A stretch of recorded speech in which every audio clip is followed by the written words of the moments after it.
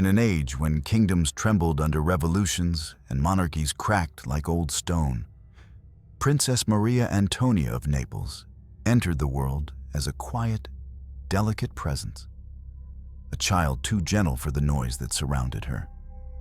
While her parents forged alliances, plotted against France, and navigated a Europe on the brink of collapse, she carried a frailty no crown could protect.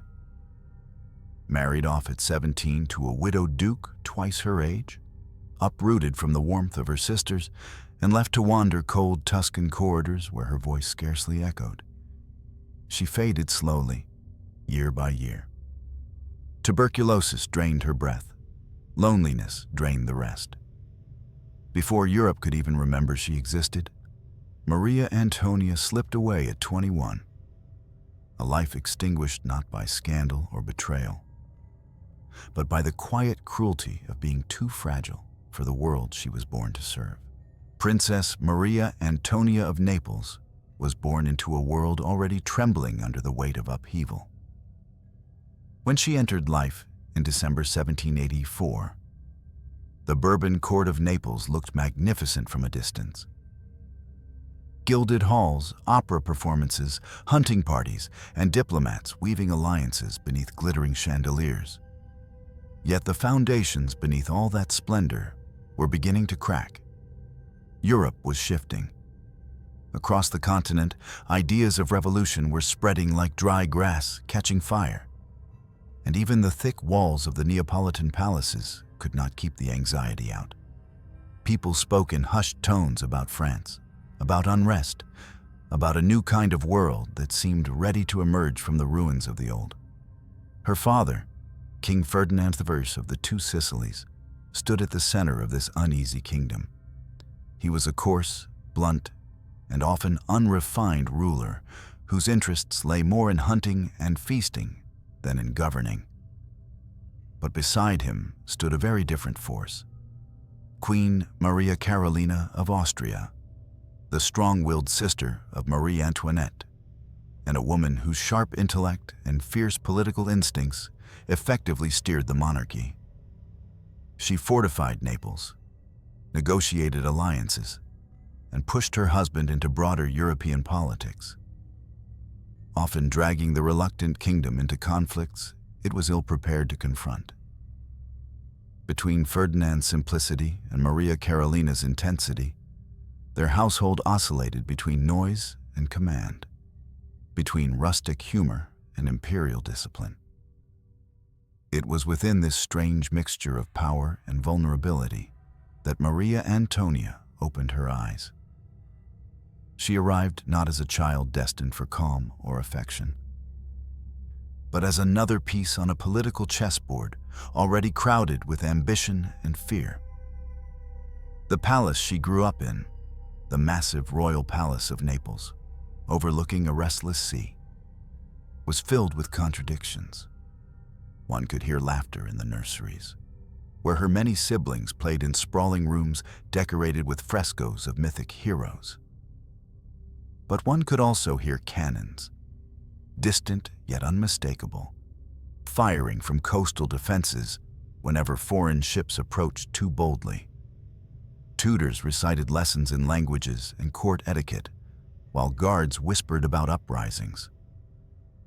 A young princess learning to curtsy might do so under the shadow of soldiers marching across courtyards below. From the beginning, however, Maria Antonia distinguished herself not through behavior or talent, but through her fragility. Even in infancy, her nurses noted how quickly she tired, how often she cried from fever, how she seemed overwhelmed by the world around her. She was smaller and paler than her siblings, a child who clung to warmth and quiet corners rather than run through the halls with the energy expected of royalty. In a family known for strong personalities, some fiery, some stubborn, some spirited, she became the gentle note that was often drowned out by louder chords.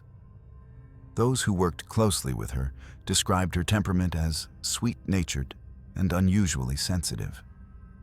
She preferred soft music to games, gentle stories to lessons on royal protocol, and peaceful companionship to the bustling activities of the court. When formal events forced her into public view, she performed her duties with politeness, but retreated as soon as allowed. Her tutors admired her diligence, but they also recognized that she did not possess the constitution of a future queen or a strong dynastic bride. She was too delicate, physically and emotionally, for the demands her lineage would inevitably ask of her. Illness became her earliest companion. Minor colds lingered for weeks. Seasonal fevers returned again and again. She missed lessons more than her siblings did, and spent more time in the company of physicians than of dance instructors or language tutors. Each illness left her weaker, and each recovery seemed only partial, as if her body could never quite regain what it lost. Her mother, focused on politics, regarded these ailments as inconveniences rather than warnings. Her father, distracted by his own pursuits, noticed little at all. And so the responsibility of caring for Maria Antonia fell to nurses and attendants, who grew increasingly worried about her resilience. Yet despite this frailty, she was not unloved. Her sisters, especially the younger ones, adored her gentle disposition and often stayed by her side during long days spent indoors. They brought her toys, stories, and songs. They shielded her from the more chaotic aspects of palace life. They treated her not as weak, but as precious. Their presence provided small islands of comfort in a world filled with political storms and familial obligations. But even these tender moments could not shield her from the future that awaited. A future in which her softness would be used, shaped, and ultimately strained by dynastic expectations. As she grew older, the kingdom around her grew more unstable. Revolutionary France executed Maria Carolina's beloved sister, Marie Antoinette, in 1793, an event that sent shockwaves through the Neapolitan court. The queen fell into a frenzy of political fear, tightening alliances, strengthening the army, and dragging her children further into the machinery of statecraft. The atmosphere inside the palace thickened with tension. Lessons became stricter. Protocol intensified. Every daughter was evaluated not for her happiness, but for her strategic worth in marriage negotiations. Maria Antonia, whose body was delicate and whose spirit was quiet, was caught in this tightening web. As she watched her sisters prepare for their arranged futures, some destined for influential courts, others for alliances that would shape Europe, she must have sensed that her fate, too, was sealed. She would not have the luxury of choosing her path, and unlike her siblings, she did not possess the strength to face it without fear. Thus, her childhood ended not with joyful anticipation of adulthood, but with a quiet dread, a sense that the world beyond her nursery would demand more from her than she had to give. She was a princess born into a kingdom at war, a fragile soul destined to be carried by currents she could neither resist nor escape. Her story, even in its earliest chapter, was already one of survival rather than triumph, of endurance rather than hope. As Maria Antonia moved from infancy into childhood, the palace that surrounded her became less a home and more a system, a place where expectations carried more weight than affection, and where every daughter of the royal house learned from an early age that her life would serve the needs of the dynasty long before it served her own. The Bourbon court of Naples, though outwardly brilliant with its theaters, gardens, and festivals, demanded obedience from its young princesses with the same formality with which it launched fleets or negotiated treaties. Happiness was seen as an indulgence. Duty was the true inheritance. Her days began early, often before the sun had fully risen over the Bay of Naples. A maid would enter her chamber quietly, open the shutters to the pale morning light, and begin the process of preparing the young princess for another meticulously scheduled day. Lessons in music, languages, catechism, embroidery, and comportment filled her hours. Tutors moved in and out of her rooms like clockwork, measuring her posture, her pronunciation, her piano scales, her needlework stitches. Every activity was designed to shape her into a polished ornament of European royalty, but almost none were meant to nurture joy. For a child with a fragile body and a gentle temperament, this strict regimen often felt like a quiet burden she was too timid to resist. She sat through lessons with a patient expression, never daring to complain, though her small hands often trembled from fatigue and her breathing sometimes grew shallow during long periods of study. When illness forced her to stay in bed, the tutors softened their tone for only a moment before returning to instruction. Even sickness was no shield. Responsibility followed her like an attendant who never left the room. Her mother, Queen Maria Carolina, played a defining role in shaping this atmosphere. Brilliant but severe, she saw her daughters primarily as instruments of statecraft. With war, revolution, and political uncertainty sweeping Europe, she believed it essential that each princess be molded into a capable diplomatic asset. A daughter's marriage could fortify alliances, secure peace, or stabilize borders. Outcomes she valued far above her children's comfort. To her, affection was secondary. Discipline was paramount. Maria Antonia, timid and often unwell, was nevertheless expected to meet the same standards as her stronger sisters. Conversations in her presence often revolved around politics or marriage prospects rather than childhood delights. She heard her mother discuss treaties while she practiced her scales, heard ministers whisper about France as she embroidered delicate patterns into silk, heard the word alliance long before she fully understood what it meant. Even her dolls, dressed in miniature court gowns, were sometimes arranged by the maids in mock diplomatic tableaux, as if training her imagination to accept the inevitable. Yet amidst this pressure, quiet pockets of solace appeared, fleeting but precious. Her sisters, especially those close to her in age, often acted as a buffer between her and the harsher elements of court life. They played with her in secluded gardens, shared whispered jokes behind fans during long ceremonies, and comforted her when her energy faded during lessons. These moments of sisterly affection were the closest Maria Antonia came to feeling protected. But even these warm interactions could not fully shield her from the truth that hung over every princess of Naples. Their future belonged not to themselves, but to the chessboard of Europe. The palace itself carried this message in its structure. The public halls were vast, echoing spaces filled with marble, portraits, and gilded ceilings. Grand symbols of power that overshadowed any sense of intimacy. The private apartments, though more welcoming, were still arranged in a way that emphasized hierarchy, formality, and ritual. Every movement, from walking down a corridor to entering a salon, followed established rules.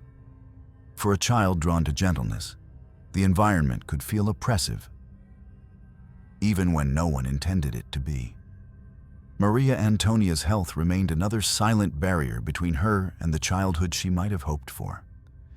Fevers became a recurring theme, confining her to bed for days at a time. During these episodes, the palace quieted around her in a way that felt both comforting and ominous. Maids brought herbal infusions.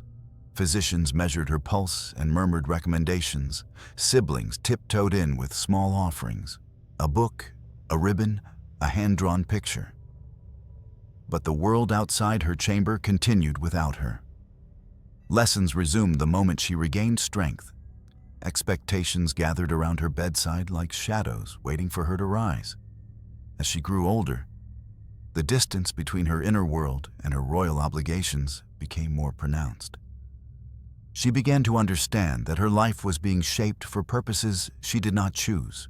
She saw how her elder sisters were prepared for marriage negotiations, how portraits were sent to foreign courts, how alliances were discussed in the same tone one might use when trading goods. She sensed that she too would soon be placed into this system, evaluated not for her desires or talents, but for her lineage, behavior, and usefulness to the throne. And perhaps, deep within her quiet heart, she already knew that she would not have the strength to resist whatever arrangement was chosen for her. She had spent her entire childhood practicing obedience, learning to smile softly during ceremonies, learning to hide her discomfort during lessons. Her fragility had taught her to avoid conflict. Her sensitivity had taught her to please those around her. She was being formed into a bride incapable of protest. A gentle figure destined to be handed from one court to another, expected to fulfill duties she had never wished for. Thus, her childhood unfolded like a long rehearsal for a future she would never be allowed to rewrite. In a palace where duty overshadowed happiness, she grew not into a confident princess prepared to shape her world, but into a delicate young woman shaped by forces far greater than herself. A girl whose softness would one day meet a life too heavy to bear. When Maria Antonia reached the age of 17, the palace that had governed her childhood presented her with a fate that felt less like a choice and more like a continuation of the duty she had been trained to accept. In the royal courts of Europe, marriages were rarely arranged for affection, and least of all for daughters of powerful dynasties. They were pieces of political architecture, carefully placed, carefully negotiated, and designed to reinforce bonds between kingdoms. For a princess as gentle and frail as Maria Antonia, this reality arrived with a quiet finality. Her mother, Queen Maria Carolina, had been watching the shifting map of Europe with increasing urgency. Napoleon's rise threatened old alliances and sent monarchs scrambling to secure their positions. The Bourbon-Habsburg alliance, already stretched thin by war and revolution, required reinforcement, and Maria Antonia, delicate though she was, became a strategic answer to a diplomatic problem. The chosen match was Ferdinand III, Grand Duke of Tuscany, a man 20 years her senior, recently widowed, and still carrying the grief of losing his first wife, Princess Louisa of Naples and Sicily, Maria Antonia's own cousin. To others, the arrangement appeared logical. To the Queen, it was necessary. To the ministers, it was advantageous. But to Maria Antonia, it was an abstract concept, a future shaped entirely by others, a road she was expected to walk without hesitation. She heard the announcement with the quiet resignation of someone long accustomed to having her life planned for her. Whatever emotions she might have felt were kept inside, tucked behind the polite smile she had perfected during years of court training. Preparations began almost immediately. Portraits were exchanged, diplomatic letters drafted, dowries calculated, and schedules arranged. Seamstresses worked tirelessly to create her trousseau. Musicians rehearsed for ceremonies. Courtiers whispered about the timid princess who would soon depart for a distant court. Amid all this activity, Maria Antonia sat through fittings, rehearsals, and audiences with a softness that seemed to make her increasingly invisible. Everyone saw her as a necessary bride, but no one saw her as a young woman preparing to leave the few comforts she had ever known. Her marriage contract was signed with a flourish, but behind the ornate handwriting lay a stark truth. Maria Antonia was being handed to a man who still grieved another woman.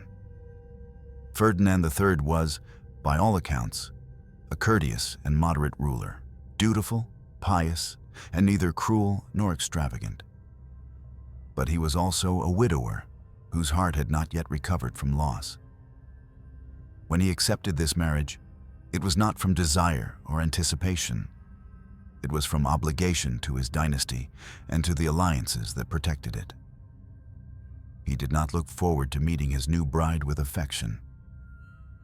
He simply understood that he must. The journey from Naples to her new home became a symbolic severing of Maria Antonia's life.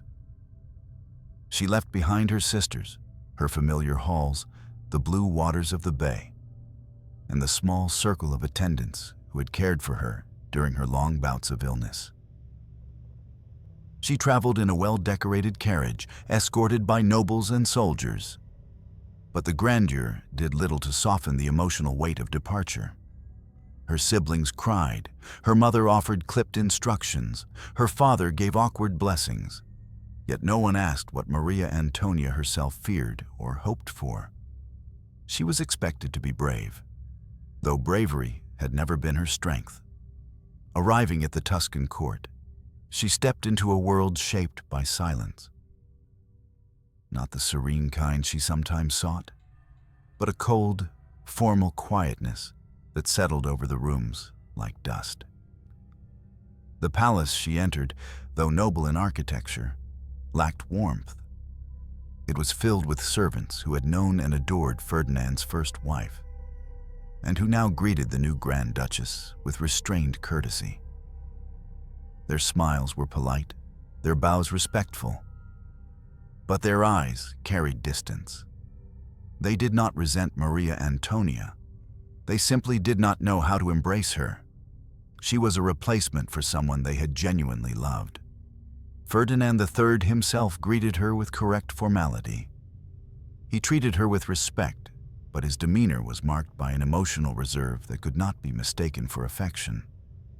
He spoke kindly, but rarely. He visited her chambers, but without the warmth that might have eased her fears. His grief still lived quietly inside him, shaping his interactions, keeping his heart at a distance. Maria Antonia, shy and inexperienced, lacked the confidence to bridge that gap. She responded with the same courtesy she received, but inside, she felt loneliness settling into her bones like a winter chill. The court around her knew how to maintain appearances. Dinners, masses, public audiences, all carried out with flawless precision. But behind the scenes, Maria Antonia wandered through the palace as if gliding through a world she was not designed to inhabit. She did not yet know the rhythms of the court, the unspoken rules, the favored companions. She had no confidants, no sisters to sit beside her, no familiar faces to interpret the gestures of nobles who treated her with gentle detachment. And so her marriage, arranged with political purpose, became a quiet reality marked by emotional distance. She was neither mistreated nor cherished, simply tolerated, as though her presence was a formality that needed to be fulfilled. For a stronger personality, such an environment might have sparked ambition or rebellion. But for Maria Antonia, whose life had been shaped by obedience and whose health was already fragile, it became another weight pressing on her already weakened spirit. In the end, the union between the 17-year-old princess and the grieving Grand Duke was not built on cruelty or conflict. It was built on silence, a silence that echoed through the halls, through their exchanges, through the very structure of her days. A silence that, slowly and quietly, planted the seeds of the loneliness that would define the rest of her short life. Maria Antonia stepped into marriage with a body already weakened and a spirit quietly trembling beneath layers of royal discipline. In Naples, her illnesses had been concerning but somewhat bearable. The presence of familiar rooms, affectionate sisters, and attendants who understood her fragility provided a certain cushion. But Tuscany offered no such refuge. The moment she crossed the threshold into her new life, the distance, both physical and emotional, began to erode her strength in ways far subtler and far more destructive than any single fever. Her new household, though polite, ran on formality rather than warmth. Servants addressed her with perfect courtesy, yet their gestures held a reverence tied more to her rank than her person. They did not know her habits, her anxieties, her delicate constitution, or the quiet signals that indicated her exhaustion. The palace physicians, though skilled, approached her with a cautious detachment reserved for royal patients, observing symptoms, recommending treatments, but never truly understanding the depth of her vulnerability. Maria Antonia, who had once been tended by nurses who knew every nuance of her health, now felt like a stranger inhabiting her own body. Her husband, Ferdinand III, remained consistently courteous, but remained emotionally distant. His grief for his first wife had settled into a kind of dignified silence, one that created a quiet gulf between himself and the young woman who now shared his name. He visited her chambers regularly, but their conversations rarely extended beyond pleasantries. Their dinners were formal, brief, their interactions polite, predictable. Maria Antonia was too shy to seek comfort from him, and he was too restrained by mourning and duty to offer it freely. And so, despite living under the same roof, they inhabited two parallel worlds that rarely touched. This emotional isolation quickly worsened her health. At first, she tried to fulfill her duties with the grace expected of a Grand Duchess, attending court audiences, receiving visitors, hosting small gatherings.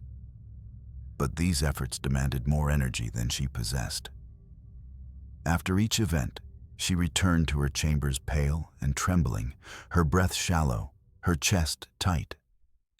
Servants whispered that she seemed almost translucent, as though she were fading from within. Soon, the symptoms she had carried since childhood began to intensify. Fevers returned unpredictably, lingering through entire weeks and leaving her too weak to rise from bed. A persistent cough settled into her lungs, sharp and painful, often waking her in the early hours before dawn. Her appetite diminished, her strength followed. Physicians prescribed tonics, poultices, warm baths, herbal vapors, remedies that offered brief relief, but never real improvement. Each winter chilled her deeper than the last. Each spring failed to revive her. Loneliness, too, became a form of illness. It seeped into her daily life in ways neither she nor those around her immediately recognized. She missed the lively chatter of her sisters, missed the familiar courtyards of Naples, missed the nurses who had once treated her with gentle familiarity. Letters from home arrived, but they carried practicality rather than affection. Her mother wrote of alliances, duties, expectations, rarely of comfort, never of tenderness. "You must endure," Maria Carolina reminded her. "You must give heirs." These words, intended as encouragement, settled like cold stones in Maria Antonia's chest. In a palace full of people, she found herself profoundly alone. Her attendants performed their duties with precision, but lacked the intimacy of trusted caretakers. The nobles of the Tuscan court greeted her respectfully, but they did not seek her company. Many still remembered and admired the previous Grand Duchess, whose presence had left an enduring warmth. Maria Antonia, by contrast, was a shy newcomer with no political influence, no social charisma, and no strong patron to elevate her status. She passed through salons like a faint shadow, seen, acknowledged, but never truly included.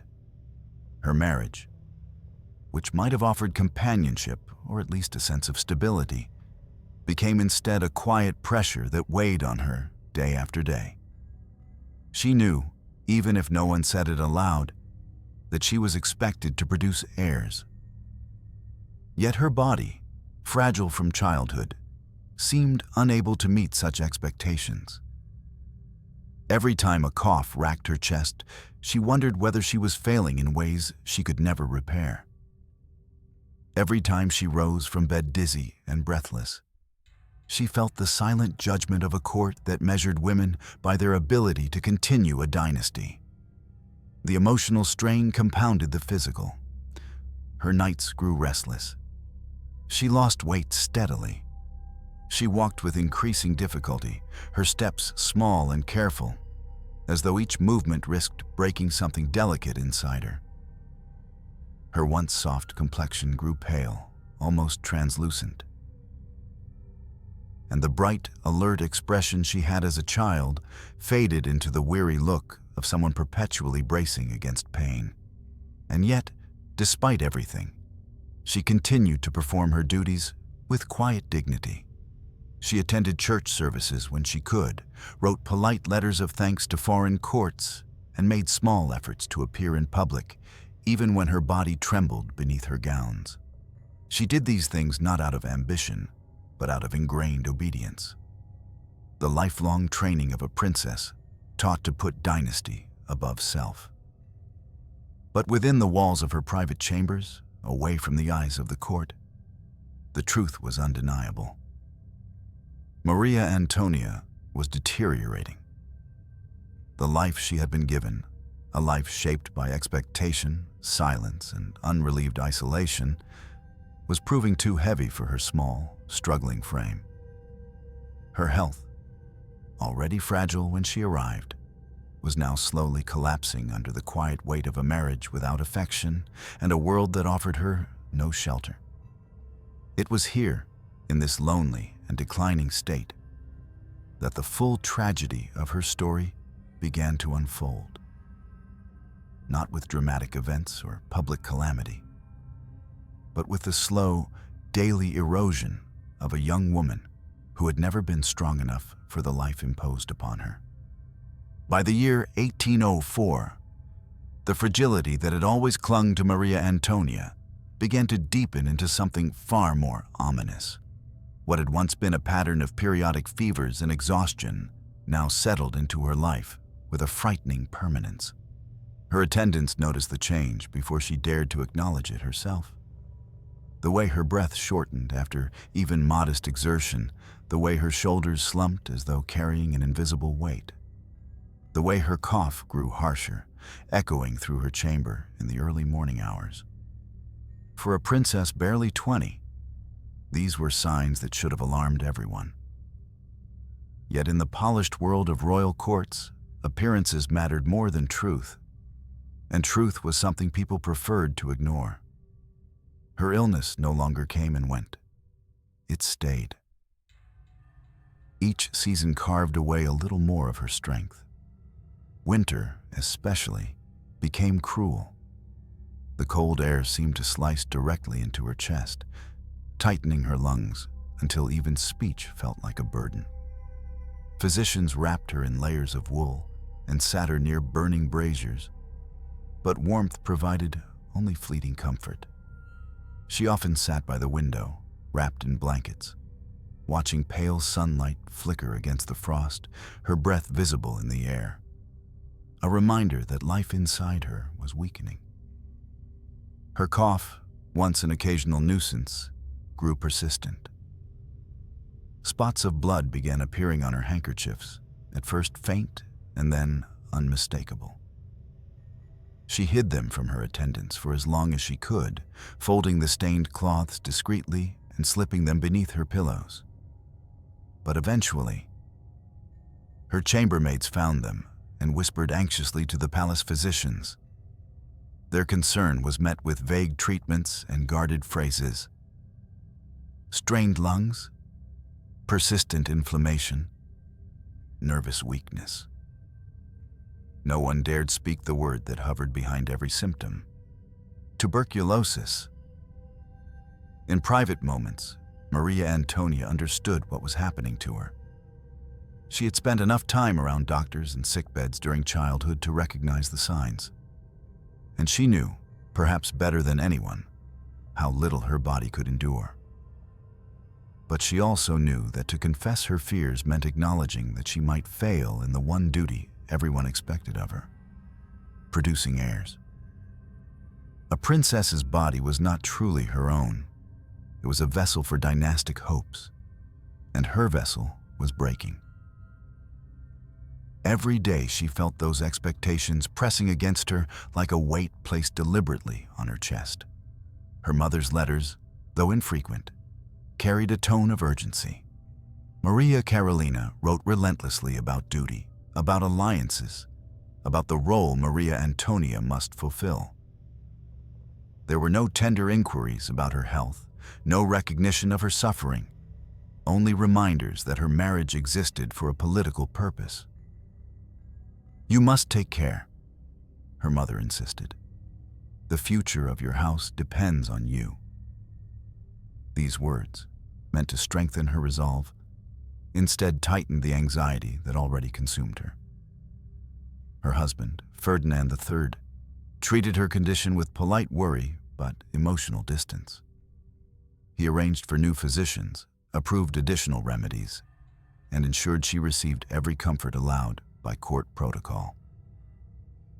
But his gestures never crossed into true intimacy.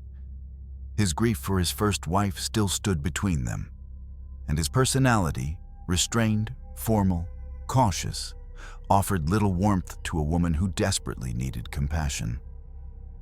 Maria Antonia did not resent him for it. She merely suffered quietly, accepting the gulf as part of the life she had been assigned.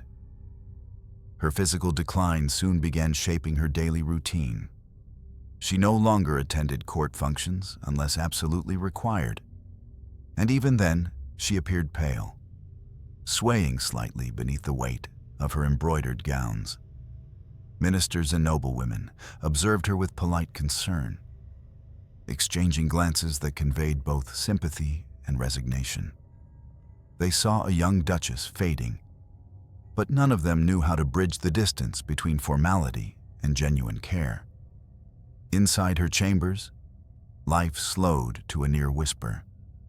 She spent long hours reclining in a chaise near the window, her hands resting lightly upon her lap, her breath shallow. Servants brought her broths, teas, and carefully prepared tonics, but she often lacked the appetite to consume more than a few sips. She tried to read, but her vision blurred when her fevers rose. She tried to pray, but even prayer felt heavy on the days when her lungs burned and her strength ebbed away. Her letters from this period, few but deeply revealing, show a young woman who understood her decline with heartbreaking clarity. Writing to one of her sisters, she confessed, "I feel myself fade a little more each day." The simplicity of the words revealed more truth than any physician dared to acknowledge. She did not use dramatic language or plea for pity. She simply observed her own unraveling with quiet acceptance. The acceptance of someone who had never truly believed she was strong enough to survive the life assigned to her. There were moments, small and scattered, when she allowed herself to imagine a different future, a life in which she might have remained in Naples, surrounded by siblings rather than strangers, treated with affection rather than polite detachment. Perhaps, in another world, she might have lived as a quiet noblewoman, far from the pressures of dynastic duty. But imagining such possibilities only deepened her melancholy. As 1805 turned into 1806, her decline accelerated. Walking across a room required assistance. Rising from bed left her dizzy. She sometimes fainted after coughing fits, collapsing into the arms of startled attendants. Each new symptom confirmed what she already knew. Her life was narrowing, shrinking, becoming smaller with each passing week. And though she feared the physical pain of illness, what she feared more was the gradual erasure of her presence. The knowledge that she was slipping from a world that had never paused to truly see her. In this way, Maria Antonia moved through her final months with a grace born not of strength, but of resignation. Her body failed her piece by piece, but her gentleness remained untouched. She endured every breathless night, every fever, every tremor of weakness with the same quiet dignity she had carried since childhood. And all the while, expectation still hung around her, a silent, heavy shadow that demanded what she no longer had the strength to give. As 1806 unfolded, the decline that had slowly crept through Maria Antonia's body began tightening its grip with a merciless steadiness. What had once been intermittent weakness transformed into an unbroken chain of suffering, each day blending into the next with the same rhythms of coughing, fever, and exhaustion. The palace corridors around her continued with their rituals of etiquette and ceremony. Yet inside her rooms, time felt heavy, slow, and tinged with a scent of herbal vapors that never brought relief. By late winter, her nights became the most agonizing hours. She often awoke drenched in sweat, gasping for air, the fire in her lungs flaring with each breath. Servants hurried to her bedside, changing her linens, supporting her trembling shoulders, holding cups of warm infusions she could barely sip. These episodes left her so weak that she spent mornings motionless, her fingers gripping the edge of her bedding as though steadying herself against a world that seemed to tilt around her. The ability to rise without assistance became a distant memory. Her coughs grew deeper, more violent, as if tearing at the delicate tissues inside her chest. Sometimes the sound echoed through the hall outside her room, muffled by heavy doors, yet unmistakable. Attendants exchanged anxious glances each time the fit subsided, aware that the illness had become something far beyond their ability to manage. Blood stained her handkerchiefs more frequently now, bright against the white linen. She no longer tried to hide the cloths. She was too tired to conceal anything. Though the palace physicians continued to offer remedies, they had long exhausted the limits of their craft. They prescribed gentle rides in the countryside, though she lacked the strength to mount a carriage. They recommended fresh air, though even sitting near an open window chilled her bones. They brewed elixirs of forest herbs, burned fragrant resins to clear the lungs, and advised hours of absolute quiet. But none of it softened the relentless progression of the disease. Behind their calm expressions, they knew she was slipping into the final stage of an illness Europe feared above all others. The court, however, remained oddly unchanged. Life continued around her with a detachment that revealed how normalized royal suffering had become. Masses, dinners, audiences, and councils proceeded as scheduled. Courtiers dressed in silks and jewels walked past the hallway leading to her chambers, offering polite inquiries, but rarely lingering. They had seen illness before. They had lost princesses and duchesses to fevers, smallpox, complications of childbirth, and consumption. Maria Antonia was not the first young woman to fade in her 20s, and she would not be the last. Her disappearance from public events was noted, but soon accepted as another of those quiet tragedies that punctuated aristocratic life. Ferdinand III remained courteous but distant, just as he had been at the beginning of their marriage.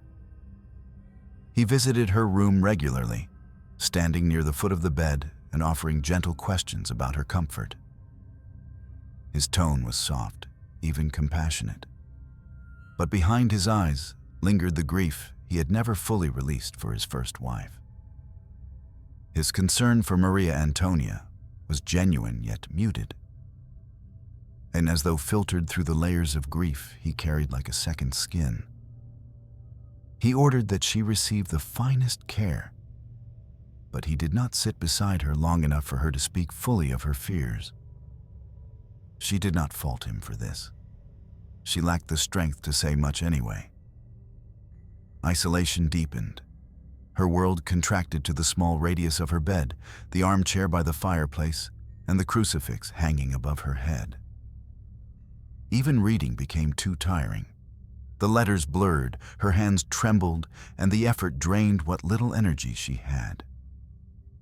At times she asked her attendants to read aloud passages from scriptures, letters from her sisters, or poems she had loved as a girl. But often she drifted in and out of consciousness midway through. The illness transformed her physically in ways that startled even those accustomed to her frailty. Her face thinned, her cheekbones grew pronounced, her eyes took on a distant, glassy sheen. Her hair, once soft and neatly dressed by her maids, became finer, brittle, difficult to arrange. When she managed to look into a mirror, she saw a version of herself that seemed only loosely connected to the girl who had once walked the gardens of Naples. She was becoming, slowly, painfully, a ghost of her former self. And yet, amidst this physical collapse, a strange calm settled over her in her final months. Perhaps it was the resignation that arrives when suffering has stretched too long to fight against. Or perhaps it was the instinctive acceptance of someone who had always sensed her body was not built for longevity. Her letters from this period, few, small, written with trembling script, reveal a spirit that had stopped resisting the inevitable. She no longer expressed fear or frustration, only a melancholy clarity.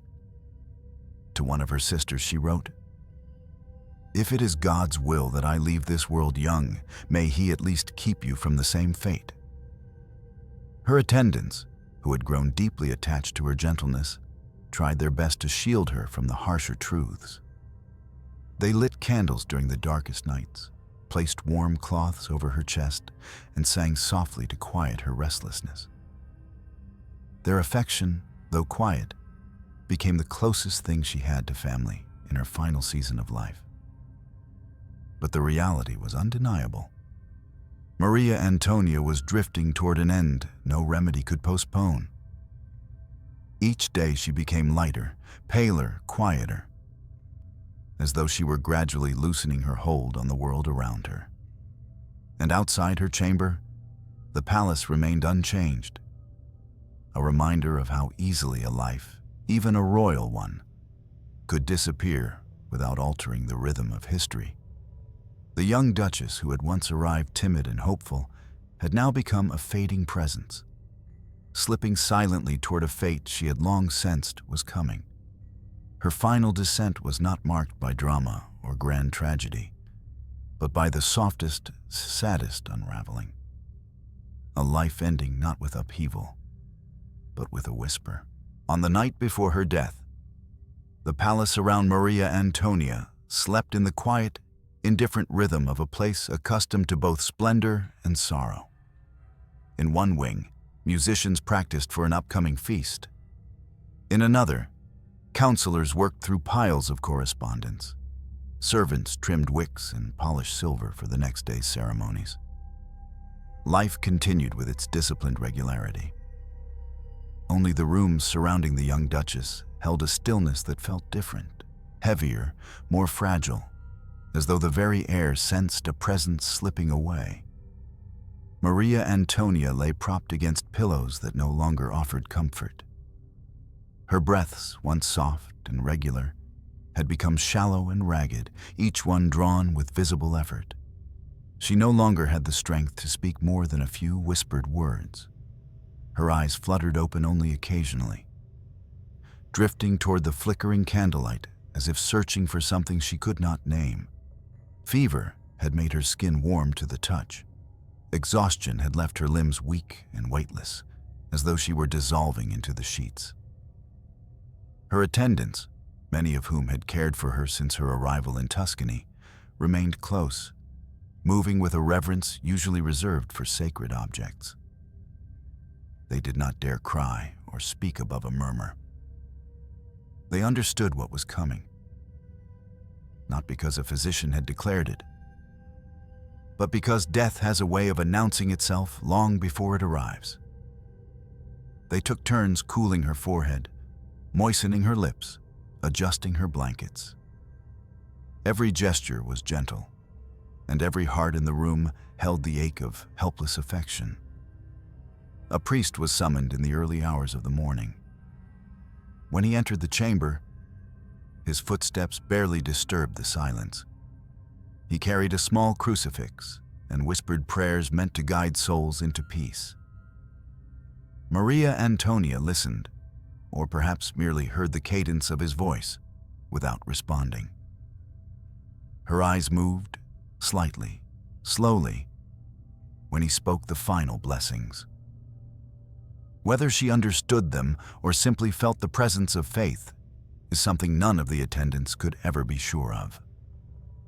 But the priest later said that her expression softened, as if a weight had finally loosened. Ferdinand III arrived shortly after dawn. He had been informed during the night that her condition had worsened significantly, though such phrasing barely reflected the severity of the situation. He entered the room with the same quiet dignity he had always shown. Yet there was something different in his posture. A heaviness, perhaps, or a reluctance born of memories he had not fully confronted. He had already buried one wife. Now he stood at the bedside of another young woman who had never truly become his partner, yet who bore his name and his responsibility. He sat beside her for a moment, hands clasped, eyes fixed on the frail figure who had entered his life, only to leave it so soon. There was sorrow in him, restrained, muted, but real. Whether he felt regret, guilt, or simple human grief cannot be known. But he stayed until her breathing slowed into a rhythm so faint that even the attendants leaned forward to listen. He remained as her final breaths grew shorter, farther apart like the fading beat of a distant drum. At some point between those breaths, around midday on September 13th, 1806, Maria Antonia slipped quietly out of life. There was no dramatic gasp, no sudden movement. The transition was so gentle that one of the attendants, holding her hand, did not realize at first that it had happened. Her chest simply stopped rising. Her hand relaxed. Her eyes closed fully for the first time in many hours. And in that fragile softness, the young princess, the timid daughter of Naples, the lonely Duchess of Tuscany, was gone. Her death did not send shockwaves through Europe. No diplomatic crisis unfolded. No grand mourning rituals resounded through capitals. In an age of wars, exiles, revolutions, and emperors rising and falling, the passing of a quiet 21-year-old woman barely disturbed the surface of history. The palace issued formal notices. Bells rang briefly. A modest procession was arranged, dignified, but not elaborate. The court wore subdued colors for a short period, though in truth, their lives resumed almost unchanged the following week. Ferdinand III ensured she was buried properly, with the honors due a Grand Duchess. But even this act reflected the distant formality that had defined their marriage. His grief, if it existed more deeply, remained sealed within the decorum of royalty. Within a few months, ministers began quietly discussing potential remarriages. Within a few years, Maria Antonia's name appeared only occasionally in correspondence, usually in passing references to her dowry or burial expenses. In Naples, where she had been born, the reaction was similarly muted. Her mother, burdened by political turmoil and personal losses, did not travel to see the grave. Her siblings, scattered across Europe by marriages and war, mourned her in private but lacked the means, or perhaps the permission, to commemorate her in any lasting way. Even in the city of her birth, she was remembered more as a gentle daughter who had always been ill than as a figure of significance. And so, her memory slipped almost imperceptibly into the margins of history. She left no children to carry her lineage forward, no letters of political importance, no acts grand enough to be recalled by chroniclers. What remained was a faint recollection of a girl who tried to fulfill duties she never had the strength to bear. A young woman whose life had been shaped by the ambitions of others, and whose death passed with a quietness that felt painfully fitting. The tragedy of Maria Antonia was not a violent end, a scandal, or a fall from power. It was the sorrow of a life too gentle for the world into which she was born, a life extinguished softly, almost unnoticed, leaving behind only the lingering question of what she might have become had she been given the chance to simply live. In the days that followed Maria Antonia's death, the halls of the Tuscan palace returned to their usual patterns with a swiftness that felt almost cruel in its normality. Servants resumed their routines, courtiers attended audiences, and ministers debated matters of state without lingering on the absence of the young duchess who had once walked quietly among them. Discreet mourning was observed, muted colors, shortened receptions, a small adjustment in ceremony. But these gestures felt less like genuine grief and more like a formality required by court etiquette. For most, life continued as though a soft voice had been removed from a room already filled with louder ones. Her chambers, however, lingered in an in-between state. For several days, they remained untouched. The shutters stayed half-closed, filtering the sunlight into thin, pale beams that fell across her empty bed. Her nightstand still held the bottle of syrup she had sipped from during her final week, the half-finished letter she never had the strength to complete, and the rosary she often held when her breath grew too shallow for words. Her handkerchiefs, carefully folded by attendants who had grown to love her quietly, were gathered and set aside, though no one could bring themselves to remove the ones stained with her last traces of illness. A stillness hung over the room, not the stillness of peace, but the stillness of something that had ended too soon. The palace eventually dismantled the space. Dresses were stored, letters archived, and the few personal trinkets she possessed were returned to Naples. But even this process felt oddly mechanical. Maria Antonia had lived in Tuscany as a presence so light, so understated, that her belongings seemed less like remnants of a life and more like evidence that she had ever existed at all. Those tasked with sorting her possessions moved with subdued respect, but there was no sense of a story ending. Only the quiet wrapping up of a chapter few had fully read. In Naples, her death arrived as a distant echo. The royal family received the news during a time when Europe was still volatile, alliances still fragile, and monarchs still preoccupied with war. Maria Carolina, her mother, acknowledged the loss with a formality characteristic of queens burdened by the duties of state. Whether she mourned privately or simply regarded the death of her delicate daughter as another tragedy in a life filled with political upheaval is impossible to know. History does not preserve her grief, only her silence. Her surviving siblings, separated by marriage and geography, wrote brief letters of condolence, gentle, sorrowful, but ultimately restrained by the distance imposed by royal life. The official records of Maria Antonia's life remained sparse. Chroniclers wrote her name in long lists of royal births and deaths, noting the year she entered the world and the year she left it, but rarely offering more than a line or two beyond that. She left no political impact, no heirs to speak her name, no influential patronage to solidify her legacy in the memory of the court. In a world where royal presence was measured by power and influence, she left behind neither. She slipped quietly through the pages of history, remembered only faintly by those who had shared her early years in Naples and by the handful of attendants who had sat at her bedside in Tuscany.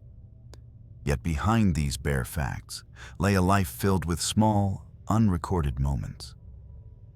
The quiet resilience with which she endured childhood illness, the tentative hope she carried into her marriage, the gentle manners that won affection from servants even when the court remained indifferent. These fragments, though never inscribed into the official narrative, were the human truth of her existence. They belonged to no archive and no chronicle. They lived only in the hearts of those few who had truly seen her.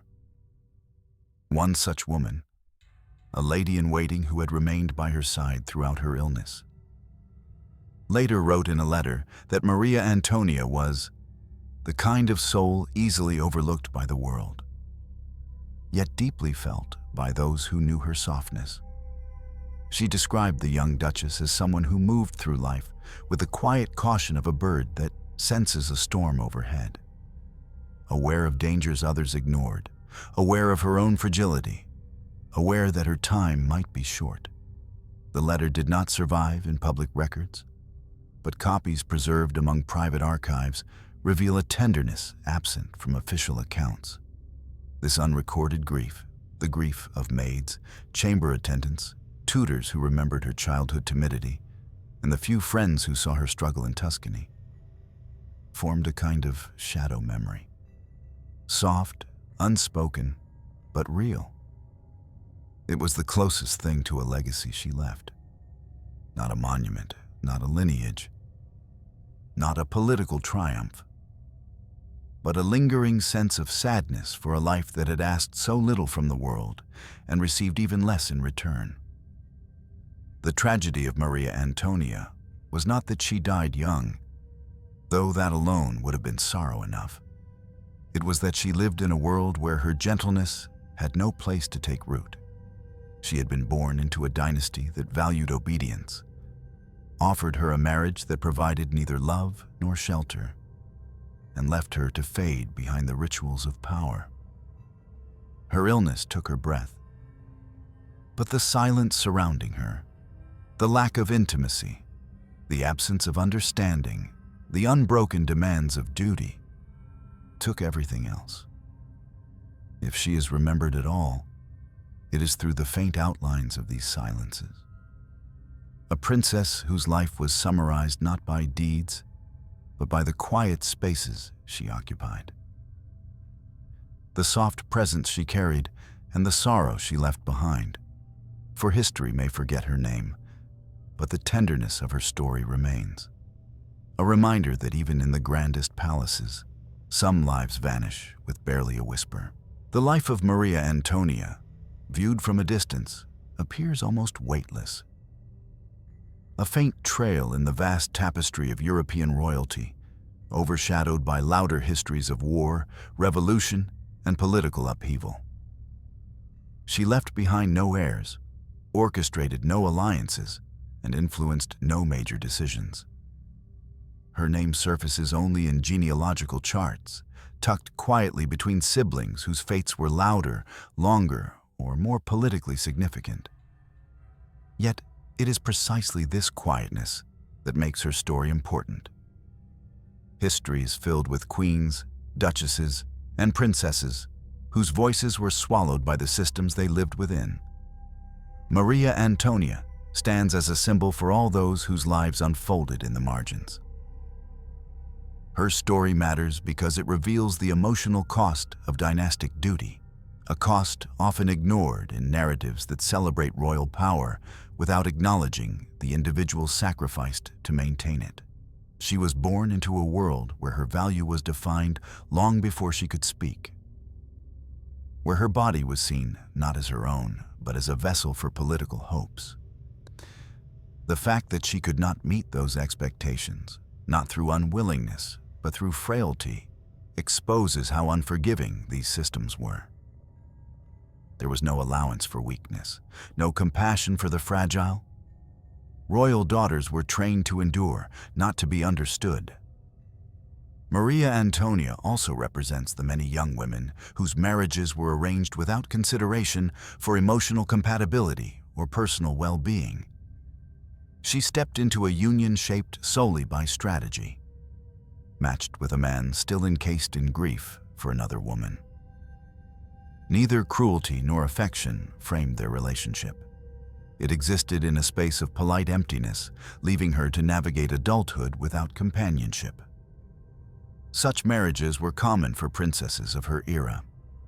But the impact, the loneliness, the resignation, the silent sorrow remains largely unrecorded.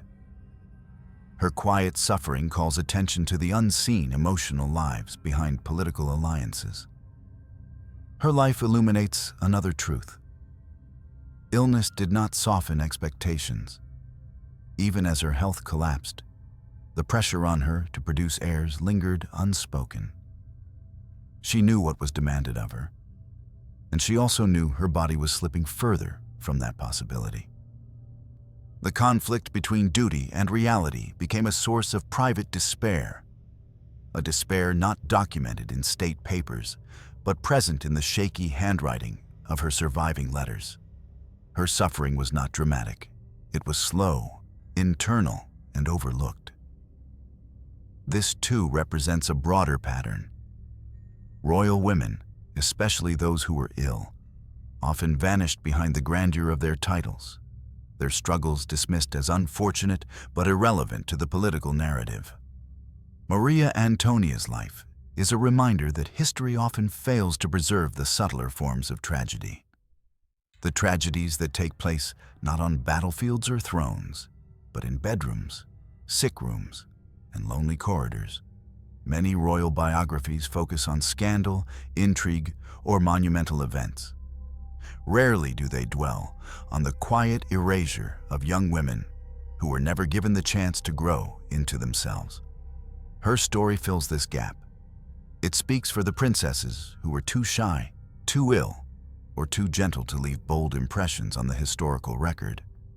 Her quiet existence also highlights the discrepancy between public expectation and private reality. To the world, she was a Grand Duchess. To herself, she was a young woman navigating foreign customs, unfamiliar faces, and the ache of isolation in a palace that had no space for her softness. Her title promised influence, but her lived experience offered none. Her illness was visible, yet the court's response was largely ceremonial.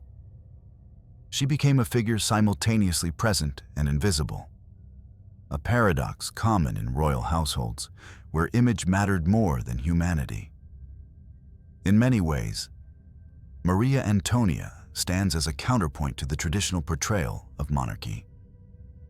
Instead of power, her life reflects vulnerability.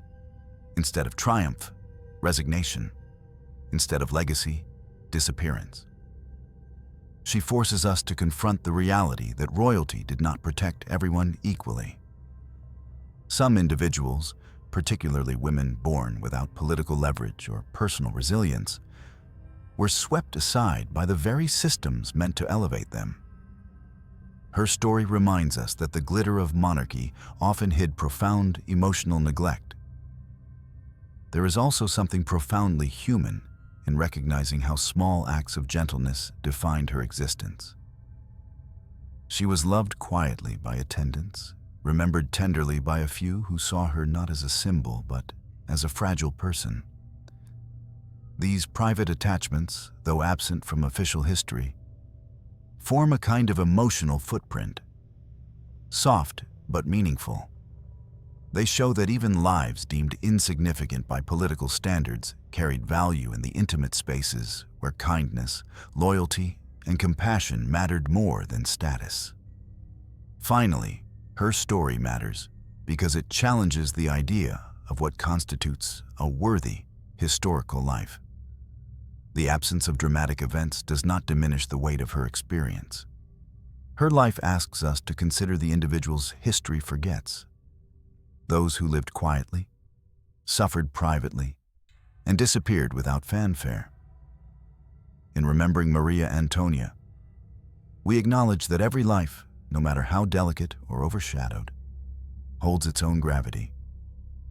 Her short journey, shaped by ancestry, constrained by duty, crushed by illness, becomes a reminder that pain exists even in palaces, that loneliness can flourish behind gilded doors, and that some tragedies unfold so softly they are almost lost to time. And yet, they deserve to be remembered. By telling her story, we restore to her the one thing she was denied in life, a voice that can finally be heard. Maria Antonia's life, brief as a passing shadow, reminds us that tragedy does not always erupt in the form of scandal, betrayal, or bloodshed. Sometimes it unfolds in whispers, in frail lungs struggling to breathe, in letters written with trembling hands, in the quiet ache of a girl who tried to fulfill the duties imposed upon her, but lacked the strength to carry them. She lived in gilded rooms, dressed in silk, attended by servants. Yet none of it protected her from the loneliness that grew around her like a second skin. A palace can shelter the body, but it cannot shield the heart. Her fate underscores a universal truth often forgotten in the grand sweep of history, that even those born to privilege can be crushed beneath expectations they never chose. Maria Antonia was raised as a daughter of kings, but she died not as a symbol of power, only as a young woman overwhelmed by isolation, illness, and the quiet weight of a world that never paused to see her suffering. Her fragility was not a flaw, but a reminder that humanity, in all its tenderness, does not disappear beneath robes of state. In remembering her, we honor not just her life, but the countless others like her. The princesses who faded uncelebrated, the women whose stories were reduced to footnotes, the gentle souls whose absence barely stirred the air of the rooms they left behind. Their lives mattered, even when history forgot them. And so, Maria Antonia's story closes not with thunder, but with a sigh. A soft reminder that beauty and sorrow can exist in the same breath, that a golden cage can break the wings it was meant to protect, and that sometimes the quietest lives hold the deepest truths about what it means to be human.